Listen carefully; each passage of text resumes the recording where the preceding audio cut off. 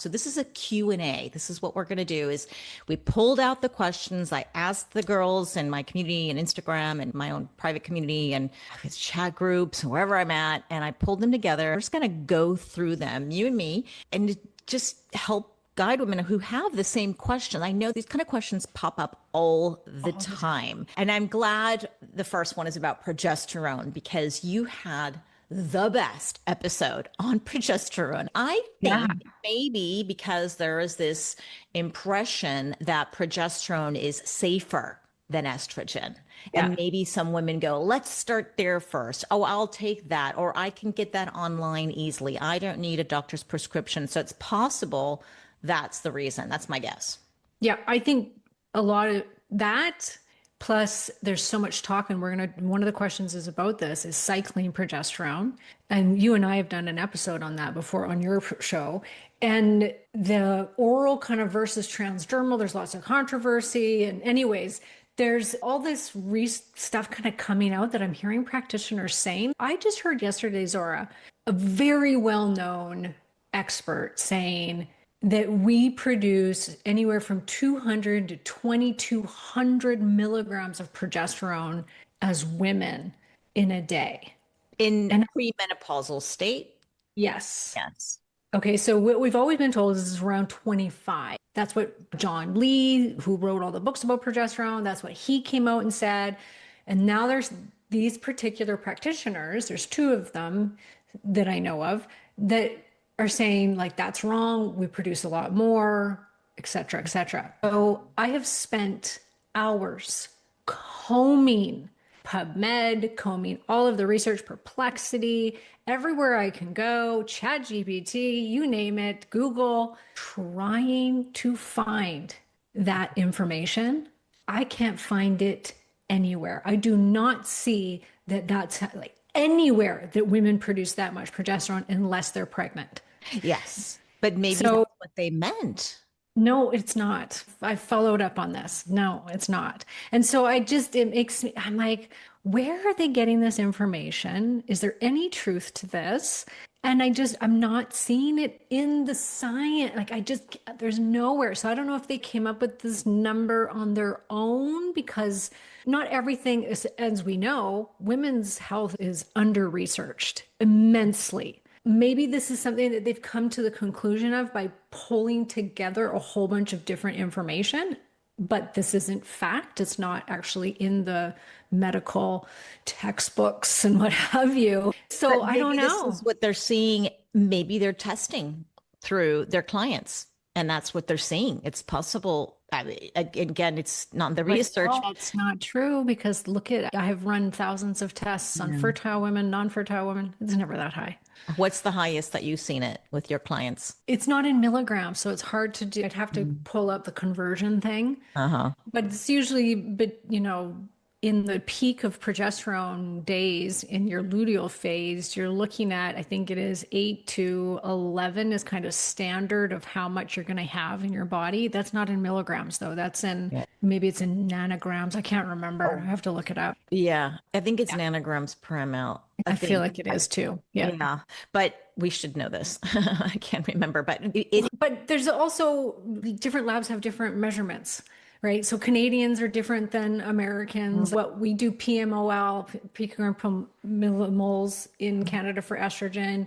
US does picograms per milliliter or nanograms per nanomoles or the testosterone. So there's many different. And so it's hard to distinguish sometimes or you get mixed up anyways about who's who. Yeah. Well, okay, let's dive into the progesterone question. And this was Heather in Maastrichtland. I think this was on Instagram. What are the pros and cons of oral progesterone, especially if it helps me sleep? And that's a pro, right? If it helps you sleep, right? There's one pro. Okay, so there's lots of great things about oral progesterone, and it produces mostly metabolites. And some people would say that's a con, other people would say that's a pro. And so in most cases, it's very individual. We have many women and many more women, it seems like more and more women that are reacting to progesterone metabolites in a negative way.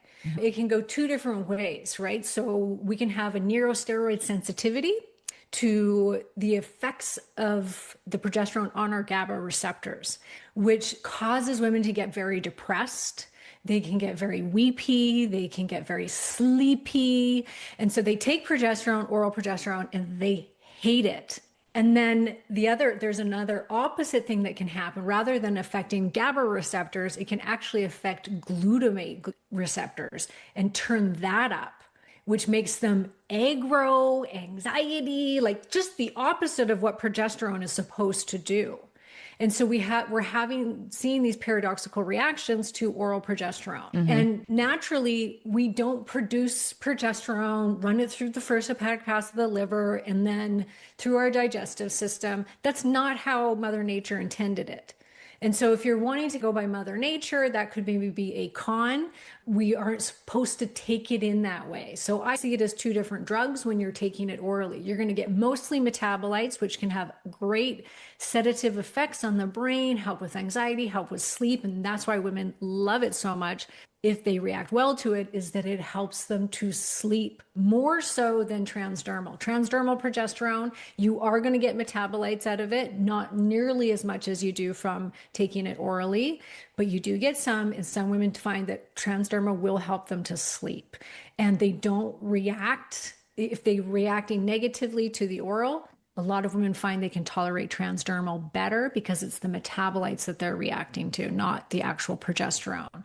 And then you lose most of the actual progesterone when you take it orally. So that's another negative, is women are always given, oh, here's your 100 milligrams of oral progesterone. And that's like the standard dosing. They estimate we only get about 10 to 20 milligrams of actual progesterone from that oral. Sometimes I just don't see that being enough to counterbalance the estrogen and HR when someone's on HRT, especially if they're getting their estrogen to therapeutic levels.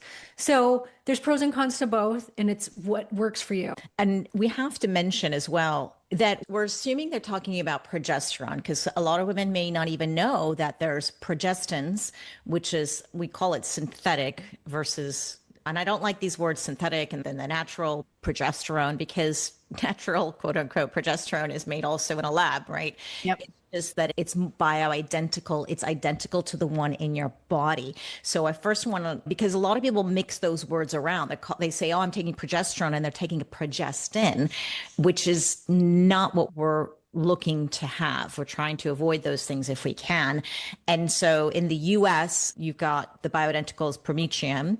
In Europe, we've got one called Cedigestan. I don't know if you have that in Canada as well, but you've got the synthetic, which is like Provera, right? And then when you mentioned, actually, that's when it's true in our community, we see as well women who are like, oh, I absolutely love it. And I take it at night and it helps me sleep. It helps me relax. And then we have completely the opposite. And if you remember, I think in our episodes, because we both interviewed Dr. Felice Gersh, and she was like, if you're taking progesterone, and it's making you feel sleepy and groggy and you love that, you are actually, there may be, and she just said, didn't she have evidence for this? But in her mind, she was like, wait a second, we're actually sedating the brain. We're probably not a good thing long term. And then she talked a lot about vaginal progesterone instead. Yeah.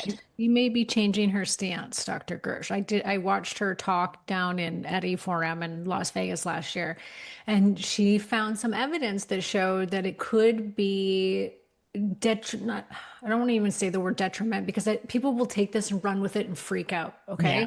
So let me just say, ladies, there are millions of women on micronized oral progesterone, and they're doing exceptionally well. We're not seeing this massive increase in heart problems or breast cancer from taking oral micronized progesterone. That said, there is very small amount of evidence that shows too much progesterone metabolites can cause breast inflammation, as well as what Dr. Gersh talks about, causing heart issues. But she doesn't have concrete evidence. She says there needs to be more research done, but now she's starting to question, should we be giving oral progesterone? And I love that she's open to changing her stance on this. I think we all have to be, as practitioners. It's like, what is going to be best for this woman? And if we have to suddenly change our stance on this because there's new information, then we should be changing our stance on it. for the safety of women. And so she thinks that maybe vaginal progesterone will be what she leans more towards moving forward. Yeah. And she's doing all this experimentation with herself. She's looking at her clients. And that's what I think clinical research, or just your experimentation or with yourself or your clients or your patients, is really important to see how are people reacting as well. So yes, and just to clarify as well, is that the cardiovascular risk is what she found is the arteries like tightening up a little bit with the oral versus the vaginal. And so my question to her was, are you using cream or oral in the vaginally? And she said she's going to try both. So I don't know. This was last year, so I don't know if you've seen her since and all that. I haven't, but I really want her to come on the show and talk about her new findings about it, because I think it is interesting. And I always say, should we mess with Mother Nature? Probably not, right? Like when you really think about it, she does everything for purpose. Yeah. And as I said right from the beginning, we don't naturally put it through our liver, and not that we naturally put a lot of the stuff we do through our liver, right? There's a lot of things we don't do naturally, and it's working. Right? Yeah. And I will just quickly say there's a very large study that's ongoing with Medicare right now. It's called the 7 million study. And they had 1 million, they studied 1 million people on HRT. And it's really interesting because the findings say that the arm of the study where women were on progestin, so the fake synthetic progesterone, as well as micronized oral progesterone, they saw an increase in breast cancer. And they did, but they don't distinguish the two, like they don't pull those two apart. And it's really, you can't find the exact, like how much were they taking? Were they taking this every day? That's the problem. Yeah. When I went to the European Menopause and Andropause Society, there was a lot of presentations. This was in Valencia a couple months ago. All these presentations on hormones and how to deliver and the studies and the research. And a lot of the research, most of it was still on the synthetic progestins, conjugated equine estrogen, which is kind of old school. I'm like, why are we still doing studies? Can't we just move on? We have other things that are better, that at least, and if we don't have enough research showing that they're better, well, then let's do the research showing that. Yes, but you're right. Majority of the research is on old HRT. Yeah. The Million study was very diverse. It was a very large study, and it actually replicated the same outcome as the WHI, which I thought was really cool. So it showed that women that were on the estrogen-only arm actually had a reduction in breast cancer. Same percentage too. It was like 21% reduction in breast cancer. And this is the conjugated equine estrogen. And transdermal bioidentical estrogen. Oh, they were using both in that study. Oh, interesting. Well, we want the head-to-head study. We do. Against each other. We just have to raise a few billion and we can do this ourselves, right? If anybody wants to donate, let's get the study done. Yeah.